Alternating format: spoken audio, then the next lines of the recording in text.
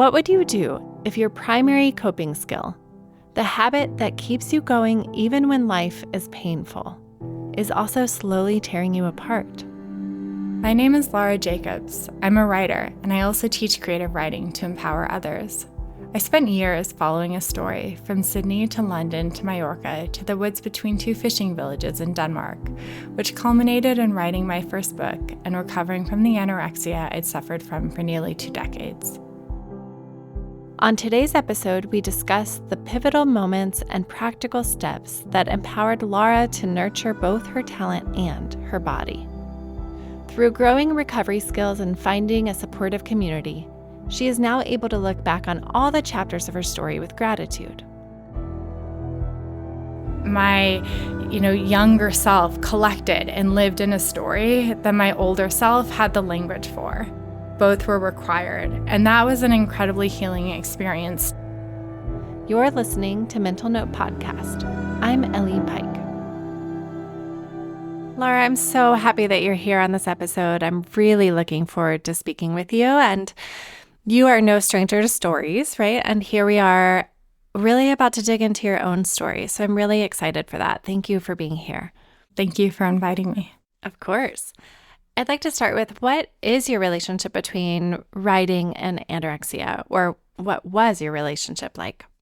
It was really confusing for me because in so much of the language of recovery, there is such an emphasis on writing and the importance of journaling and kind of telling your story. And for me, it was the act of writing that really kind of became really enmeshed with this process of starvation. And it was at a point in this book where I was just stripping the language to the bone, and I was pretty much subsiding on chicken broth because I just felt like I couldn't take anything else in. And there was sort of a trance-like place that I probably got into, and that it was reflected in the language and the pieces that I was writing. And outwardly, they ended up being praised, but it kind of inwardly, there was sort of a sense that it was no longer possible to kind of live this way and to function or to even survive. And it was really confusing because I sort of felt like, in a way, that anorexia was necessary for creativity. And I really had to learn how to write without harming myself in that way. And I think that I would never want to glorify an eating disorder, but I think that there can be a finer line than we like to acknowledge between losing yourself in creativity and mental illness.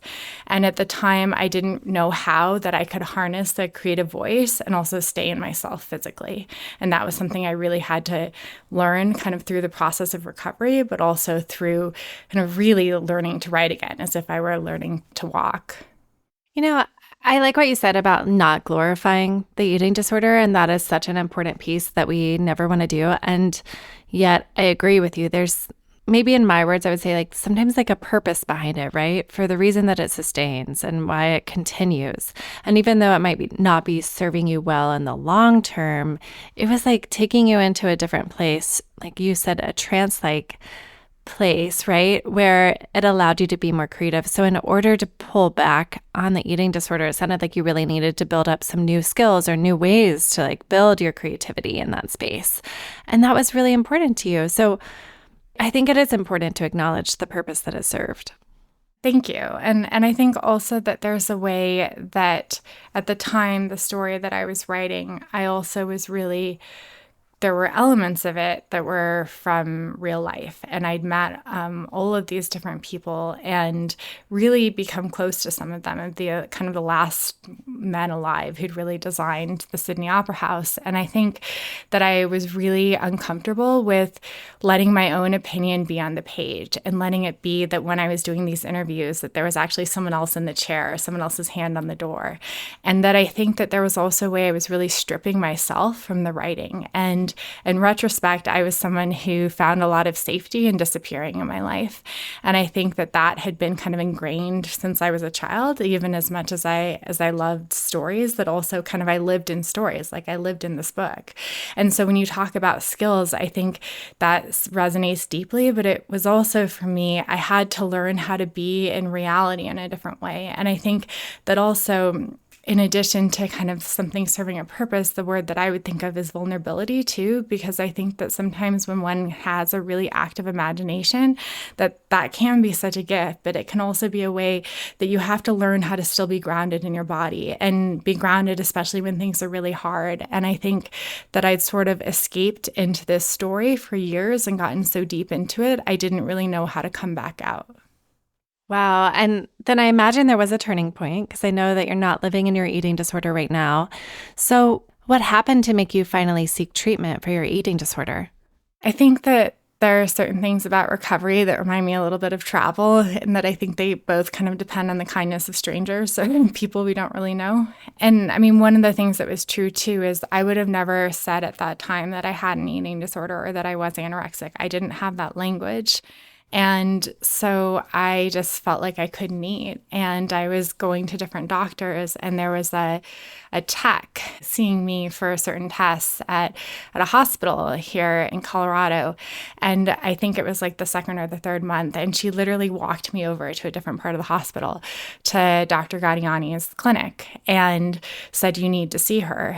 And I think that that was both kind of that initial act of kindness of this woman, but also Dr. Gadiani was someone who's tremendous to my recovery and kind of the first person who really believed in me. And I think could also sort of see the complexities of my own experience. And I know that everyone feels like their experiences are complex, but I think that that was true for me. And then probably the secondary piece of that was also at a certain point, I was kind of witnessing myself really starting to disappear physically. And I was mostly just working like 7 days a week trying to make this book real. And I think I would like look at myself in the bathroom mirror at night and just see myself literally shrinking. And it surprised me. It occurred to me I didn't want to die. And I think the other kind of turning point for me was I needed more care. I think I'd just been in an eating disorder for so long. And also probably because at that point, the physical isolation of my life in a certain way, that it was really helpful to go to ERC and to just have that support. And I think at the time, I brought my manuscript with me. And it was really jarring for me at first, actually, because, I had the pen I always wrote with. And when I came to ERC, they'd removed the nib of the pen because I guess they considered it a threat to self-harm. And all of that was just so foreign to me because I really wasn't trying not to eat. Or I wasn't trying to harm myself. I was just trying to write a book that was different and that would matter. And I think that that was really jarring to kind of recognize that I think on a certain level, no one feels like they belong in treatment for an eating disorder. And at the same time, it was only the fact that my insurance kept paying for it in a certain way and that I kept sort of seeing the results of these different physical tests and recognize that kind of made me realize that I actually was sick enough to be there. And I think that it was really lucky for me, though, because I think once I had language, that it really helped me recover. And I feel like this with any story that we tell, that when we have language for something, that's the first step. And that then it becomes action. And then it becomes kind of the time it takes to heal. But if you can name something, you're no longer dealing with just the dark. Lara, I think it's really interesting that you didn't have words for your eating disorder before you got to treatment, really, or that you went so many years just letting this eating disorder start to morph into your life and become so intertwined without necessarily understanding it or really calling it out as having an eating disorder. And I'm wondering if you have any language now to help describe how that happened. I do. When I say that the manuscript that I had written was praised, that I think, the same thing unfortunately happens in our culture when someone tends to look pretty thin before you get to a certain place. And I think that an eating disorder was a coping mechanism since I was young, just like the stories.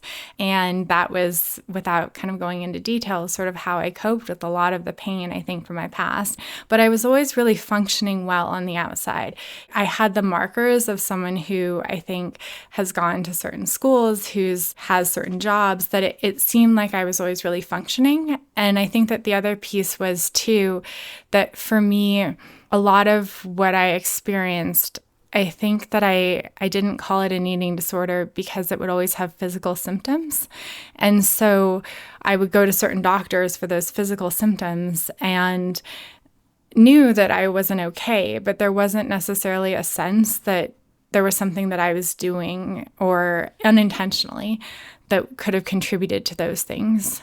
And I think kind of finally for me, when I was kind of following this story, I was living a lot of my life for a few years quite alone in other countries. And I think that when you are more alone, that you don't necessarily have that kind of response from the world or from other people who can kind of name what's happening or what's going on. And you do become kind of insular. And I think that I also just wanted to be a writer more than anything in my entire life. And I think I also came from a belief system and some of the people in my life at that point who it was like, you do whatever it takes. And so if it destroys you in the process, well, that was probably the cost. And I think that that kind of unforgiving sort of attitude really lends itself well to the deprivation required of real starvation. And I think that when you don't have as strong of a sense of self, which I think I knew who I was kind of internally in a deep sense, but I was also very much and still struggle with people pleasing. And I think that just made me really vulnerable to behaviors without ever having that kind of language. I think that until someone hits a point that it's no longer possible to keep going, you just keep living with it. And one of the things I feel is really lucky is actually that I did get so sick, because otherwise I think there's a certain way I could see a version in which I was still sort of a functioning anorexic. And I'm really, really glad that that no longer became possible. Thank you so much for digging in to your story in that area. And then I can also see a lot of parallels to other folks who've struggled with eating disorders, where the temperament that is associated with eating disorders, there's a lot of similarities, like the hardworking, the focus, the perfectionism, the discipline, and then the people pleasing. And those are really research based. I'm actually saying that those are true temperament pieces that have come out in the research in the last 30, 40 years. And so it's interesting to think about your genetic predisposition having a role to play in how an eating disorder develops. And yet we know that recovery is possible for anyone. And that is why I do my job, or else I would never tell these stories. And I'm really interested in what that actually looked like for you, and if you were still writing throughout the process.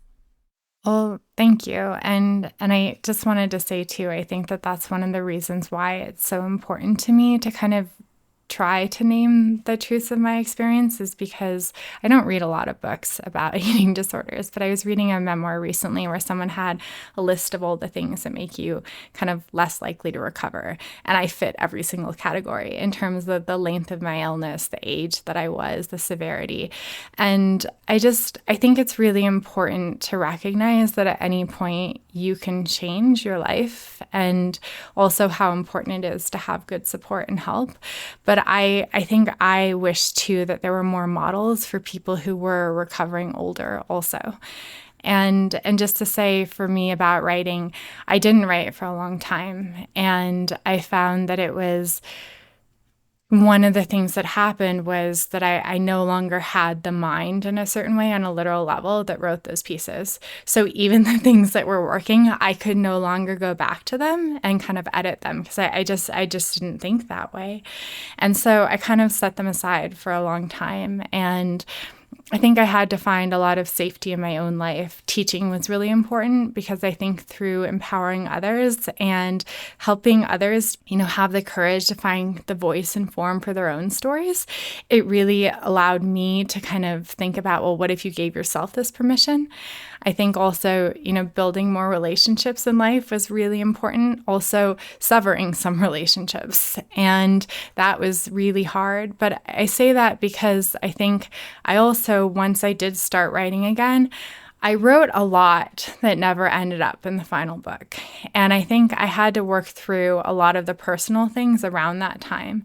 And I think that's so important for anyone writing, to let yourself write whatever you need to, but My partner had said at one point that that was sort of the draft I needed to recover myself. And I think that that was true, that I had to feel like I could write everything and then set that aside and go back to the writing. And I think that the other thing that happened to me was part of recovery is, for me at least, you have to learn how to trust other people because you no longer can exactly trust yourself and the voices that are what you've kind of set up as keeping you safe. And then that's sort of the opposite of writing and of being a good writer, because you have to trust your instincts.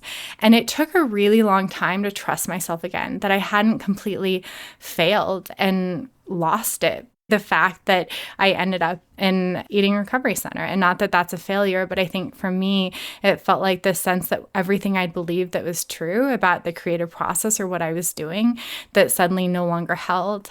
And it was actually when I went back to Sydney last year and realized that when I had started following the story 10 years ago as part of the story, I interviewed all of the last men alive, and they just were men because of the time period, who'd built the Sydney Opera House.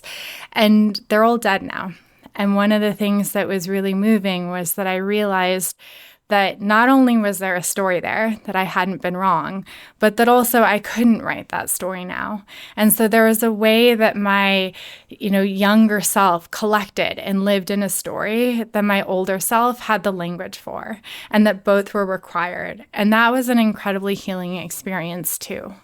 It sounds like there's so many parallels between the story you were trying to write and then your personal experience with anorexia and the timeline of both of those, and developing the language later that you didn't have when you were younger. And so I think this is so beautiful just to hear you bring in the parallels there. And I'm curious if we can dig into even some of the details of, what was treatment actually like? And then what was it like to transition back to quote unquote normal life, which we know is really different than when you first entered treatment?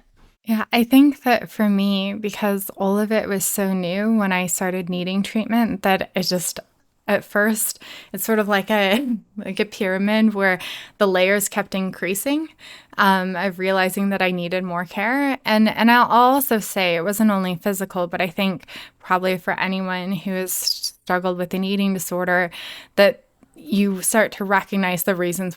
And as much as I've talked about the creativity, there are also a really painful relationship with my father and another relationship in my life that had gotten really unhealthy. And I think that it just was a lot to be able to start opening these things and to also probably be so physically and emotionally vulnerable.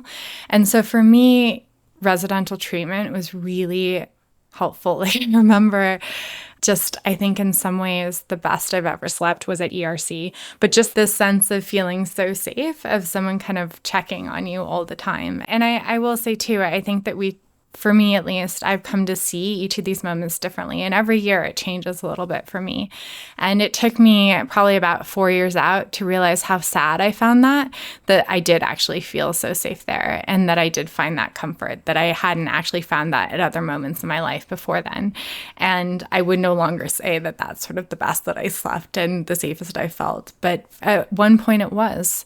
And I think that the other thing was once I left residential treatment and even kind of when I was there, I just remember sort of a psychiatrist saying to me, it's really a lot of parallel here, that you're writing about a man who couldn't finish his building and you can't finish the book. And so it's not that I couldn't see the irony, but sometimes you're not really sure what to do with it. And once you start kind of understanding what isn't working in your life, it's also hard to figure out how to change it. And recovery in the actual treatment center, for me at least, was very contained. And then leaving, of how do you rebuild your life in it as an adult? I was living alone. I didn't have a family with me, and not saying that my mom wasn't there, but just that it's different. And I think that it took a long time because there's sort of the physical recovery, and then I think there's the starting to put the pieces back together of your life, in terms of,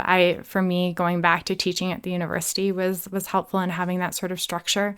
And then also at the same time, starting to have friendships in a different way again, and even romantic relationships. But I think I felt a lot of shame for a long time and a lot of sense that I didn't, that this was something to sort of never talk about, the fact that I'd broken. And if we can actually speak to the things that break us, it's the most freeing sort of feeling, and recognizing that the thing that almost kind of pulled you under, if you learn how to harness that story, and also I think harness the strength and the experience of surviving it, that it really, in the years since then, and the years that I've had some real challenges, I feel like I've actually found a lot of strength in knowing that I survived. I appreciate that you're able to look back and see some of the strength in yourself and the resilience too, right? And even acknowledging the shame that you felt afterwards. And is there anything else that you would attribute to your story, really, as far as digging into the meaning of those years spent writing this book and also of your anorexia before recovery? One of the things I think was, especially during those years, I had a lot of other people imposing meaning on my life and on this story. And that was, I think, part of where I got confused in the writing, was I felt really uncertain about trusting my own sense of meaning. And one of the things I've realized since then is that I think that we hold meaning really lightly in life, that ideally if we're living well, that like the way that we see something continually changes and our stories continually change. But I do believe that at every moment the meaning has to be your own. And the thing that I take the most from those years of my story is actually my softness, because I think that there was a tremendous openness that I had and sort of completely unprepared. And I don't mean that I was unprepared in my work, but like I didn't have the credential to be doing any of this research. I didn't have sort of any sort of backing. And anyone who met with me, it was just on the strength of what I presented to them, of how I cared about the story and cared about them as people. And I think coming from a background and a family and a history that had been quite painful, I don't think I'd known that actually to be really open and to be really just soft, and not to be kind of always saying that you have the answer, or not kind of always being strong, but just kind of being in a place of you don't know, of what wonderful things can happen and the richness of connections with other people. It's forged me as a person, both in terms of that strength, but it's also helped me find confidence to be more of myself, and to recognize that actually the fact that I write things differently, or the fact that I will be friendlier or caring, that those aren't weaknesses. And there's also been a way that I had to process a lot of grief in terms of how much this story, but also probably anorexia kind of enmeshed with it, cost me personally in those 10 years, and probably pretty pivotal years in terms of what as an adult. And I don't actually think that writing was what did me in, but I think that actually having a story and having this writing was probably what kept me alive, and was probably how I coped with a lot of the pain about the surrounding parts of my life. And once I kind of felt that and recognize that, there was a way that I felt like I could sort of let the version of myself who did her best to try to make something of her life, and to try to be a writer, and to take on something that she didn't really know how to write, and to just let her rest. And there's a way that it's okay that I take certain things from that time, but that I'm also no longer that version of myself. I love how you describe your strength as softness. And even as you describe it, there's this sense of like gentleness that I experience from you. And truly, it is like this openness that feels a little different than just the word vulnerability. And it says a little bit more to me about how you approach things in daily life. And it's a really beautiful way to describe yourself. And I'm so glad that you're sharing that with the world. So diving back into the parallel between stories and your own story, what is important to you about stories? And what compels you to share your own story? I think since I was a child, stories were how I survived. That I Yes, I was always reading, but beyond that, I actually was always kind of living a slightly alternate version of reality in my head. And all I mean by that is nothing insane, but more in the sense that I would imagine, if my parents weren't divorced, or if there were other siblings, or if these different pieces, and if certain things that were happening kind of weren't happening. And I think that there was a way that kind of telling myself these different stories as I went to bed at night, that they were as real to me as the days that I was living. And it actually took until 5 years ago that I stopped having this sort of running tape of a different version of my life always in my head of what it would be like or what it would do. And I think that one of the things is that stories are so essential to our lives, and yet there are also ways that sometimes that they can take us away from living our lives. And something that's been really important to me has been to learn how to kind of shape the story in the days that I'm living, not only see stories as escapes. And the other thing too is that I don't think I realized how much self-trust recovery and breaking, in a certain sense, took from me. And that so often I think we kind of tend to focus on the descent and on the descent into whatever someone is recovering from. And that we don't have as many stories, or also the sense of it took a long time, but I'm a much better writer. Like, there was an absence in those pieces. There was a posthumous quality. There was a way they didn't have any of the voice and the richness. And even though there was a power to them, the writing that I do now is so much more embodied, but also just better. We can't really ever see the other side till we're in it.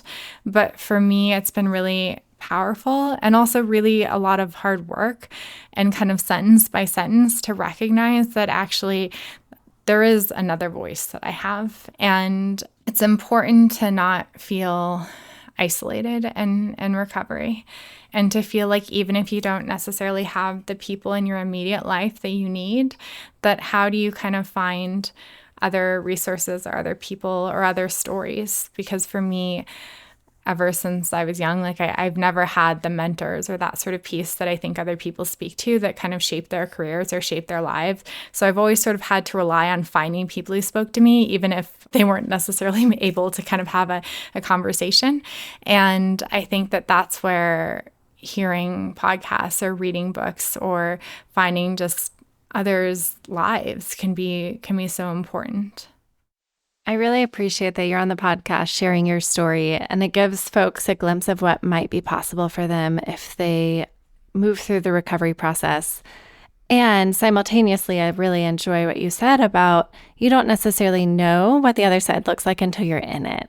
And it really speaks to the uniqueness of everyone's story. And so today, I'm so grateful to have your unique story and your unique passion for writing shared on this podcast. And so digging into your passion a little bit more, how do you move past shame in writing? On a technical level, the first step is that you have to believe that whatever you write down is private, and just to relieve yourself of any sort of pressure that someone is going to see it, and to recognize too that how many iterations your writing goes through, probably just like yourself. And so that just to allow that initial space that anything is possible.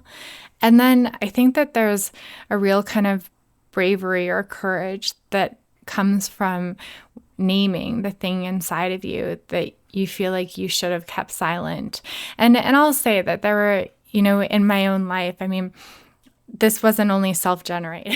I had family members or people who kind of emphasize the sense of shame. And so, and I say that not to say that it was hard for me, but just to say that the shame is very real, and it's not only something that I think just comes from inside of you. And so it's really important, though, not to shame yourself, and that there's a tremendous power that comes from naming the thing that you've kept silent and telling whatever version of that story you have to. And I feel this both as a writer and also as a teacher, to learn how to tell your story in a way that keeps you safe. And that we live in a culture and in a world that in a certain way kind of encourages people to sort of share everything. And I don't believe that one should ever exploit oneself or anyone else. And so I think that sometimes it's important to recognize that it's taken a long time to learn how I can talk to certain parts of my stories and choose to leave out other parts. And not that I'm being disingenuous or less honest, but there are parts that maybe involve other people, or parts that also reveal something of myself that I'm not really comfortable with having in the world. And so I think that that's also really important in terms of shame, is learning how to kind of listen to that voice inside yourself that says, I'm not quite ready to share that part yet, or I want to find a way that I can speak to the truth of the emotion without giving some of the details. And that's really important, not to override that instinct, I think, too. I really appreciate having some of those boundaries and figuring out what those are for yourself, but just giving the okay. That like, just because you're ready to share your story doesn't mean you have to share every part of your story. And that's healthy, and you can create safe boundaries for yourself. So, life gets busy. You're a professor, your life has just continued to move on, but how do you keep coming back to the page? I mean, one of the things I think is in writing this book, I also taught myself how to write. And even though I've gone to certain schools or have certain credentials, that for me, writing was very much carrying sentences in my head as I walked through the woods in Denmark, or again, like being on my knees on this butcher paper and just like splicing sentences over and over again. Or as a child, I read all of my work aloud to my mother, and I would just get so tired standing there. I'd like switch feet sometimes. And I say that because I think that writing has been the through line in my life, and that there's been a way it's been really important to kind of keep claiming it for myself. And also to trust that even though my instincts were right about that story I wanted to tell, I just didn't quite have the ability to tell it the way that I wanted to yet. And I think that that gap is really inherent in the creative process. And it's something that I wish someone would have shared with me in a certain way, because so often we have our instincts about what makes a story. I've never heard someone tell me something they want to write about, and I've been like, oh, I don't know that you should write about that. Like, everyone is always right about what the instinct is. But sometimes it takes a lot of work and a long time to be able to have the ability to execute on what you want to tell, and to also find the version of the story within that. I mean, this writing changed a lot. And so I think that one of the ways that I keep coming back to the page is that it's what I love. And I always remind myself that even when it's really hard, it's what I love. And I think it's also been really lucky to me that writing has become a solace again, instead of this sense of something like a whip on my back.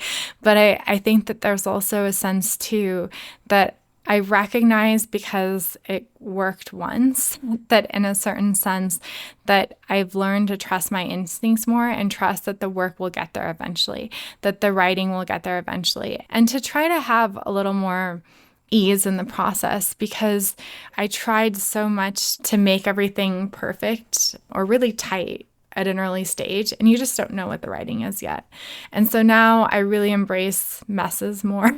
And, the last story I wrote that worked, it's 6,000 words, and it started as a 24,000 word document.